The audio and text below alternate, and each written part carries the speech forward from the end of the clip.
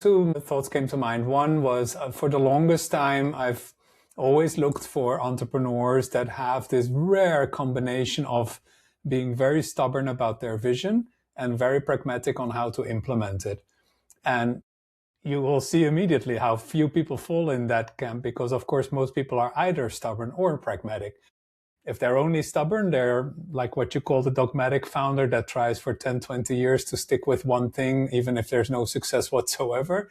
And if they're very pragmatic, they probably wouldn't be a founder in the first place because they don't have what it takes to be stubborn about an idea for such a long time. But I'll also say it's really crystallized my thinking a little bit more while reading the book Pattern Breakers by Mike Maples, who says, you know, a really good startup that can truly change the world needs to build on an inflection point. That's usually a change in technology like AI coming out at this stage, right? But then a unique insight, and that's often strongly related to the founder product fit, right? Like only they could have that insight. And that insight is strongly related to that inflection point, like it couldn't have been possible until now. And that answers that question, like, why now?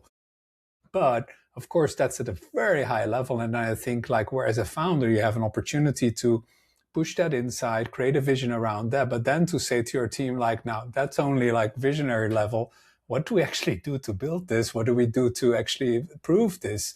And how do we make it ever stronger? And that's where I think the bottom-up approach that you just sketched out becomes hugely important. And I always discourage founders from being too much in the tactical, but to be stubborn about the vision. So I like that. I'd say two things. Firstly, when you do get bottom up, you want to shape it. So team, remember our mission and goal is to transform this. So when the people come up with completely random things, well, it's like, guys, you know, it's really directed over here.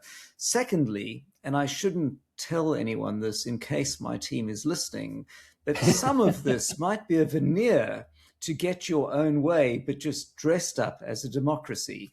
So if you help people believe that their ideas actually align with the one that you really had, that is much more powerful, I think, than just telling people to implement your idea. This is not necessarily a trick. This is just a way and I also don't think you don't need to feel bad about that necessarily. I usually encourage founders to just be open about like where are you going to be stubborn and where are you seeing more flexibility. I mean, we often call it simply A, B, C, D decisions, where A is something you take as a founder without even asking someone. D is completely delegated. I don't even care. I don't even want to know.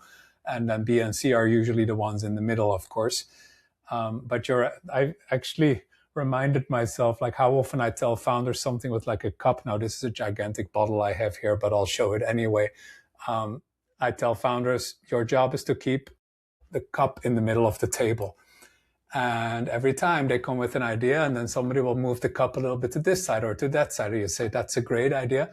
And let's keep the cup in the middle. Now, how would you combine that? So not undermining the vision, but still make your idea fit the vision. Does that make sense? And so many people have bought a cup to put on the middle of the table for all their meetings, even if it's virtual these days.